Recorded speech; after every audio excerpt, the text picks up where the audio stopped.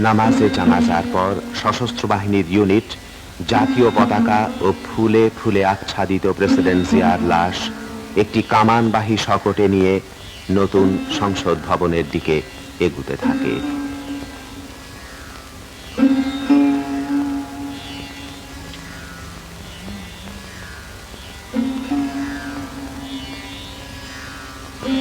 লাশের পেছনে ছুটে চলে শোকাকুল লক্ষ জনতার বিরাট মিছিল।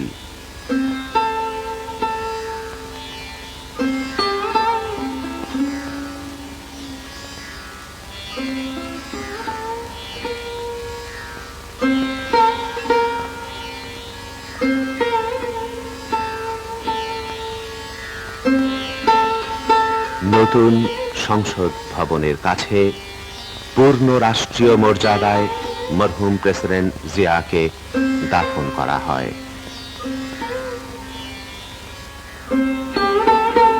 অস্থায়ী প্রেসিডেন্ট, প্রধানমন্ত্রী, স্পিকার, মন্ত্রিপরিষদ ও সংসদ সদস্য, 3 বাহিনী প্রধান, মুক্তিযুদ্ধের সর্বাধিনায়ক অবসরপ্রাপ্ত জেনারেল ওসমানী, কূটনৈতিক মিশনের সদস্য, রাজনৈতিক নেতৃবৃন্দ, সশস্ত্র বাহিনীর সদস্য, বিডিআর, পুলিশ, আনসার এবং সর্বস্তরের লক্ষ লক্ষ মানুষ দাফনে শরীক হন। দাফনের সময় মরহুম প্রেসিডেন্টের 2 পুত্র সহ নিকট আত্মীয়রাও উপস্থিত ছিলেন।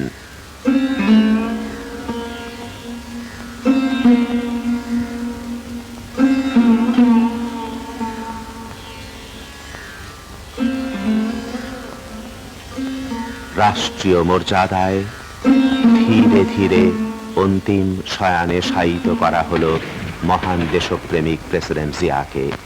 তোপধ্বনি হলো 21 বার মরহুম প্রেসিডেন্টের সম্মানে।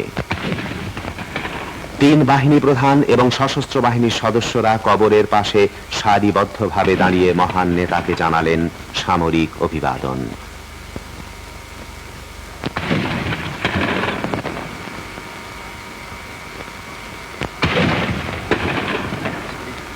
মরহুম প্রেসিডেন্টের প্রতি শ্রদ্ধার নিদর্শন হিসেবে বিভিন্ন বাহিনী, সংস্থা ও সংগঠনের পক্ষ থেকে মাজারে পুষ্পস্তবক অর্পণ করা হয়।